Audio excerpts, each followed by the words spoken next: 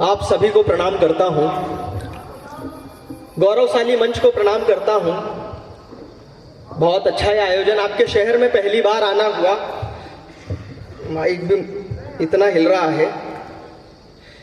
वैसे तो यहाँ आज ही मुझे पता है प्रशासन के लोगों ने ठेके बंद करवाए हैं, पर ये हिल रहा है तो मुझे विश्वास नहीं है कि सच में बंद करवाए हैं कि नहीं करवाए हैं। हाँ, कुछ लोग क्या है चेतन बाबू, ये दिल्ली नहीं है जहां पर एक पर दूसरी मिल जाए। ये मध्य प्रदेश है और यहाँ पंगा मत लो। भाई साहब, आप मध्य प्रदेश के बारे में उतना नहीं जानते जितना मैं जानता हूँ, इसलिए बता रहा हूँ कि जोश में ज्यादा गड़बड़ मत करना। मैं मध्य प्रदेश का ही हूँ और ये अनूप शहर वालों को मैं अच्छी तरीके से जानता हूँ। पीछे बहुत सारे लोग स्वेटर भी नहीं पहन के आए क्योंकि इनको स्वेटर से ज्यादा क्वार्टर पे भरोसा है। तो ऐसा नहीं है, बस मस्ती में रहना, आनंद में रहना। मैं मस्ती का कवि हूँ, थोड़ी देर आप लोगों के बीच में हूँ, आनंद के साथ में सुनना। और मैं सच बता रहा हूँ, मेरे विषय में तमाम तरह की बातें कही गई कि हमारे बीच में इतना सा कवि है। देखो, मैं बता दूं, मैं बहुत समझदार व्यक्ति हूँ। मैं सच बता रहा हूँ आप लोगों को। एक तो मेरी बस एक शिकायत है अनूप शहर वालों, आप लोगों से, आप तालियां नहीं बजा रहे हो ठीक समय पर। अमूमन कवि सम्मेलन की शुरुआत कविता से की जाती है, लेकिन मैं एक छोटी सी कहानी के साथ में इस कवि सम्मेलन की शुरुआत करना चाहता हूँ। एक तो माइक वाले भैया थोड़ी सी इस माइक की वॉल्यूम बढ़ा दो क्योंकि मेरी कम है। मैं सच बता रहा हूं आप लोगों को। एक शिष्य ने चाहा, इको एकदम खत्म कर दो, मैं इको फ्रेंडली कवि हूं, इस माइक को ऐसे सेट कर दो कि किसी कवि को अपसेट ना करे। मैं आप लोगों को बताना ये चाहता हूं, एक शिष्य ने चाहा कि अपने गुरु की परीक्षा लूं। वो गुरु के पास पहुंचा, उसने अपने दोनों हाथों के बीच में एक तितली दबाई हुई थी। गुरु के पास पहुंचा कि गुरुजी बताइए, मेरे दोनों हाथों के बीच में जो ये तितली है, ये इको बंद करने को कहा था, ऐसे बढ़ाने को खत्म कर दिया। हाँ बस, अब जहां से उंगली रखे वहां से हटा लो। हाँ बस, बहुत अच्छी, बहुत अच्छी। शिष्य ने चाहा कि गुरु की परीक्षा लूं, उसने अपने दोनों हाथों के बीच में एक तितली दबा ली। गुरु के पास पहुंचा कि गुरुजी बताइए, मेरे दोनों हाथों के बीच में ये जो तितली है, ये जिंदा है या मरी हुई है? उसने पहले से तय किया हुआ था कि अगर गुरु ने कहा कि तितली जिंदा है तो दोनों हाथों को दबा दूंगा, तितली को मार दूंगा, गुरुजी का चमत्कार खत्म हो जाएगा। और गुरु ने कहा कि तितली मरी हुई है तो दोनों आकाश को हवा में खोल दूंगा, तितली आकाश में उड़ जाएगी, गुरुजी का चमत्कार फिर खत्म हो जाएगा। गुरु का जवाब, अगर इस कवि सम्मेलन की भूमिका हो जाए तो मुझे एक एक व्यक्ति की तालियां चाहिए इस बात पर। गुरु ने कहा कि इस तितली की जिंदगी तेरे दोनों हाथों के बीच में है, तू चाहेगा तो जिंदा रहेगी, तू चाहेगा तो मर जाएगी। आज के इस कवि सम्मेलन की भी जिंदगी आपके दोनों हाथों के बीच में है। आप चाहेंगे तो जिंदा रहेगा ये कवि सम्मेलन, नहीं तो आपने चाह लिया तो दुनिया में ऐसा कोई फनकार कलाकार पैदा नहीं हुआ। अगर आपके अंदर मस्ती नहीं है तो वो होठों से बाहर नहीं आ सकती। जरा एक बार इस पूरी आयोजन समिति के लिए, दीपक भाई के लिए और विशेषकर हमारे प्रशासन के यहाँ पर अधिकारी लोग बैठे हुए, जरा एक बार तमाम लोग अपने हाथों को आकाश में लहराइए और जोरदार तालियां बजाइए। मैं 8 साल पहले कवि सम्मेलनों में आया, 8 साल पहले कवि सम्मेलनों में आया और अनूप शहर ने बंद कर दिया। तो अनूपपुर कर लो, है तो यही, उससे क्या फर्क पड़ जाएगा? भाई आप मेरे को चेतन विजयवर्गीय के लो, चेतन चर्चित के लो, हूं तो मैं। बहुए की बात की है, इतनी गड़बड़ तो हो सकती है। इतनी गड़बड़ इसलिए मैं सच बता रहा हूँ, यहाँ आते ही दीपक भाई ने मेरे से आते ही पूछा, चेतन ये बताओ तुम्हारे खाने पीने की क्या व्यवस्था करें? मैंने कहा भाई साहब खाना छोड़िए, आप तो पीने की करिए। तो उन्होंने मुझे ऊपर से नीचे तक देखा, बोले तू खुद तो पौवे जैसा है, तेरी क्या पीने की व्यवस्था करें? कवि होने के नाते अनूपपुर वालों, मैंने 2 पंक्तियों में जवाब दिया। जवाब अगर अच्छा लग जाए तो फिर आपकी झूमती हुई तालियां उठे। बोले तू खुद तो पौवे जैसा, तेरी क्या पीने की व्यवस्था करें? मैंने कहा भाई साहब, अपनी बातों को मैं ऐसे सजा लेता हूँ तो पौवा, मगर बोतल का मजा देता हूँ। बोले पता क्या मंगाए कलेक्टर साहब? मैंने जो मंगा लिया, अगर सुनकर के मजा आ जाए, मस्ती आ जाए, ठहाके, आपकी तालियां, आपका आनंद, आपका पूरा सुरूर चाहिए मुझे। बोले बता क्या मंगाए? मैंने कहा जी मंगाइए Aristocrat, Bagpiper, Contessa, double dog, fun drop, line drop, Elephant, Godfather, impress blue, Johnnie Walker, Kingfisher, McDonald, Old Man, Peter Scot, teacher Scot, Royal Scot, Signature, 69 triple X, हूँ नहीं, ये मुझे पता है। अनूपपुर वाले हैं, ये वाइन विस्की बियर रम gene vodka ताड़ी, इसको शैंपेन काजू फेनी ठर्रा ब्रांडी पुलिया मौड़िया खाटिया राटिया छोड़ के देसी पे टिके हुए हैं। धीरे धीरे मस्ती में आओ यार, आनंद में आओ। मैं तो सच बता रहा हूँ, बचपन से बहुत समझदार रहा मेरा तो वो सर। मैं आपको क्या बताऊं, वो मास्टर जी क्लास में आए, वो हर महीने होते थे यूनिट टेस्ट। हर महीने हिंदी के पेपर में यूनिट टेस्ट दिया, बोले दिवाली पे निबंध लिखो। मैं होशियार व्यक्ति, इस देश में राहुल गांधी के बाद अगर कोई सबसे ज्यादा होशियार है तो मैं ही हूँ।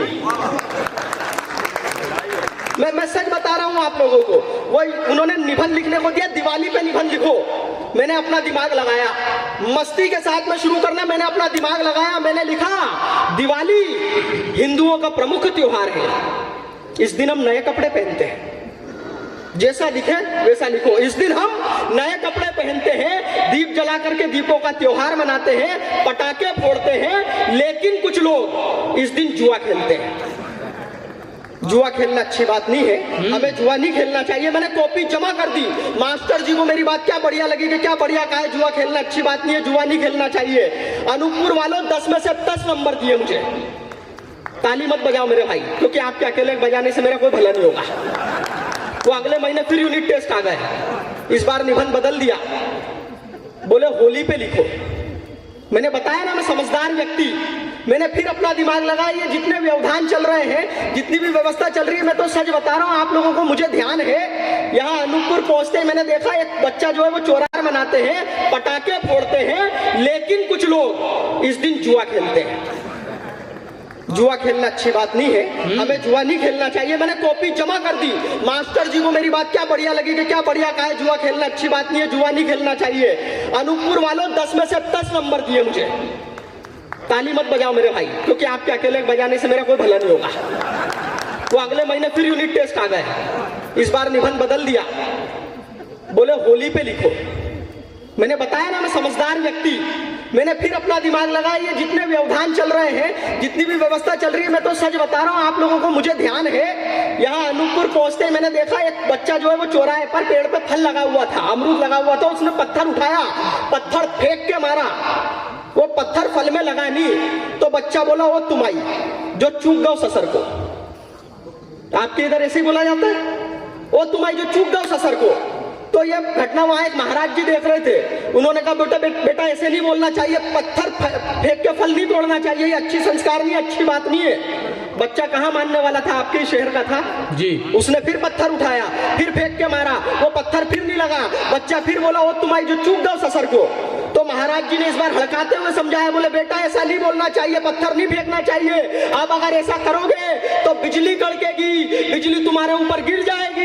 बच्चा नहीं मानने वाला था, उसने फिर पत्थर उठाया, फिर फेंक के मारा, पत्थर फिर नहीं लगा। बच्चा फिर बोला वो तुम्हारी जो चूक दो ससर को। अनूपपुर वालों यकीन जानो, बिजली कड़की, बिजली गिरी, बच्चे पे नहीं महाराज जी पे। बहुत अच्छे, बहुत अच्छे नहीं, फिर ऊपर से आकाशवाणी हुई और भगवान बोले ओ तुम्हारी। बहुत अच्छे, बहुत। तो आप लोग मत चूको, समय समय पे ताली वाली बजाते रहो, मस्ती में आओ। मैं सच बता रहा हूँ, मैं बहुत होशियार कवि। वो दिवाली पे निबंध हो गया, मास्टर जी ने अगले महीने होली पे लिखने को दे दिया, बोले होली पे लिखो। मैंने फिर अपना दिमाग लगाया, मैंने लिखा होली हिंदुओं का प्रमुख त्योहार है। इस दिन हम पुराने कपड़े पहनते हैं। बता रहा हूं ना, जैसा लिखे वैसा लिखो। इस दिन हम पुराने कपड़े पहनते हैं, रंग लगा करके, गुलाल लगा करके रंगों का त्योहार मनाते हैं। लेकिन कुछ लोग इस दिन भी जुआ खेलते हैं। क्या बात? जुआ खेलना अच्छी बात नहीं, हमें जुआ नहीं खेलना चाहिए। मैंने फिर कॉपी जमा कर दी। मास्टर जी को मेरी बात फिर बढ़िया लगी, उन्होंने मुझे फिर बोला, वो फिर 10 में से 10 नंबर दिए। लेकिन वो मेरी ट्रिक समझ गए कि हर बार जुआ फंसा के 10 में से 10 ले जाता है। अगले महीने के यूनिट टेस्ट में उन्होंने तय करा कि देखते हैं ये कैसे जुआ फंसाए। उन्होंने निबंध लिखने को दिया, पेड़ पे लिख। मैंने फिर अपना दिमाग लगाया। पर्यावरण की सुरक्षा के लिए पेड़ लगाना अत्यंत आवश्यक है। पेड़ कार्बन डाइऑक्साइड लेकर के ऑक्सीजन छोड़ती है, लेकिन कुछ लोग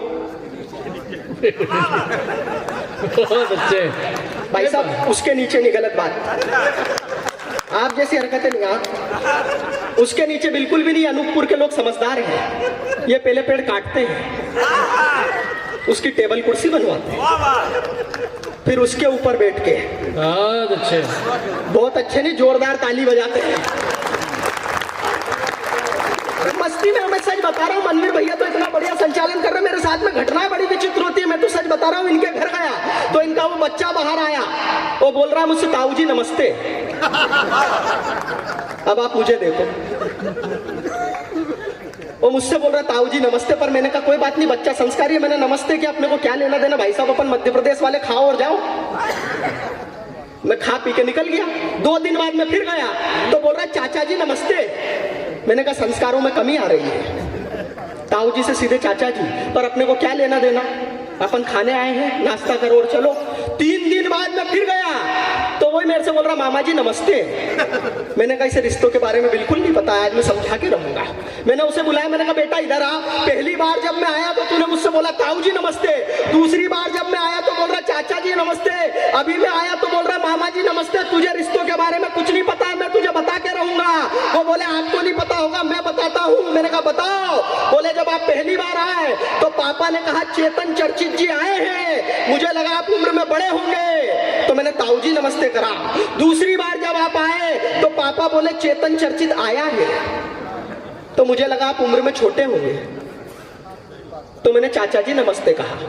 अभी जब आप आए तो पापा बोले वो साला फिर आ गया।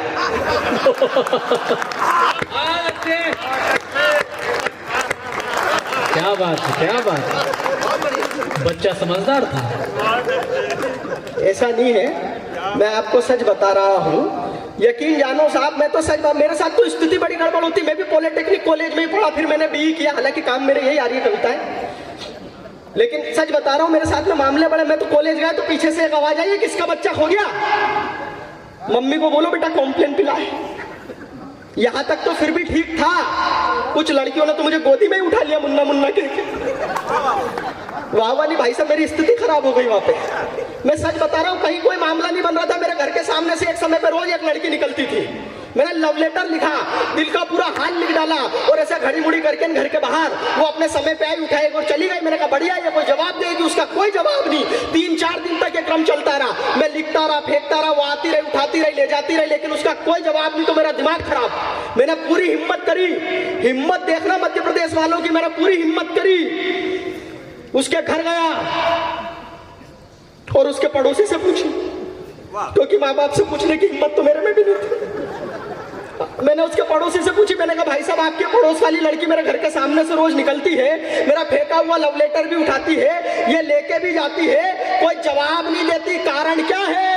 उसने जो कारण बताया, अगर कारण समझ में आ जाए तो फिर एक एक व्यक्ति की मस्ती देखना चाहता हूँ। अभी भी मैं पूरे मूड में नहीं आया हूँ। मैंने कहा भाई साहब मेरे घर के सामने से रोज निकलती है, मेरा फेंका हुआ लव लेटर भी उठाती है, ये लेके भी जाती है, कोई जवाब नहीं देती, कारण क्या है? बोले चेतन तू तो बेवकूफ है, वो तेरा कोई लव लेटर नहीं उठाती, वो तो कचरे वाली है, कचरा उठाती है।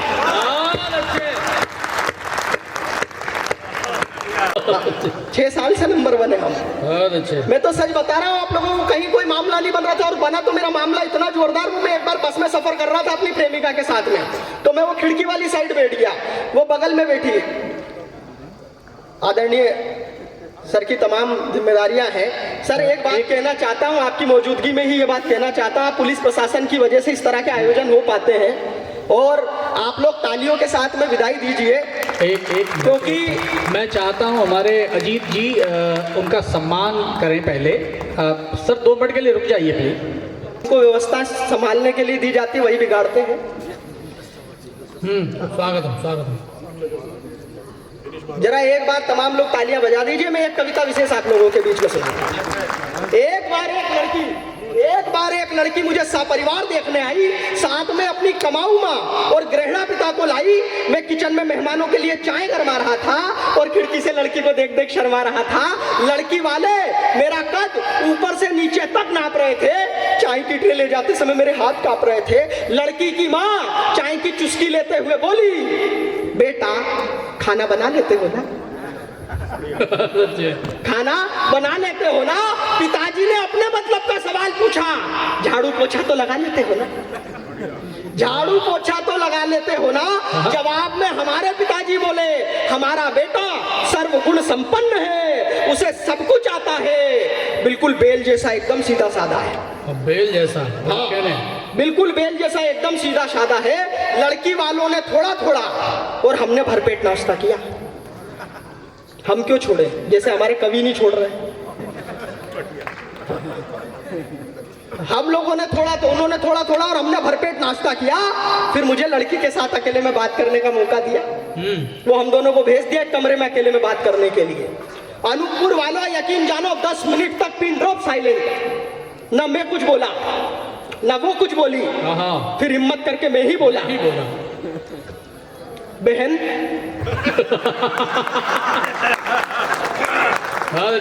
आप कितने भाई बहन हैं? एक बढ़ गया। फिर वो बोली अब तक तो 2 थे। भाई एक बार जोरदार तालियां। सारे मिलके बजाओगे कि हाथ यहीं रखूं? लड़की वालों ने थोड़ा थोड़ा और हमने भरपेट नाश्ता किया। फिर मुझे लड़की के साथ अकेले में बात करने का मौका दिया। लड़की का जैसे जैसे सवाल मेरी तरफ आ रहा था, मैं शर्माते हुए शर्ट की कॉलर चबा रहा था। हम दोनों अपने भविष्य का खाब बुन रहे थे और उधर घर वाले चुपके से हमारी बात सुन रहे थे। वो बोलती जा रही थी, बोलती जा रही थी। मैंने अपना मुंह बंद कर लिया। कुछ इस तरह हम दोनों ने एक दूसरे को पसंद कर लिया। फिर बाहर ये न्यूज ब्रेकिंग न्यूज की तरह ले आए, जिसे सुनते ही हम दोनों के घर वाले मुस्काए। झट मंगनी पट ब्याह की बात आई तो लड़की की माँ ने थोड़ा रुको की आवाज लगाई। बोली हमारी बेटी सरकारी अफसर है, लाख रुपया महीना कमाती है, ऊपर से ऊपर की कमाई भी आती है। अब आप लोग बताइए ये रिश्ता कैसे निभाएंगे?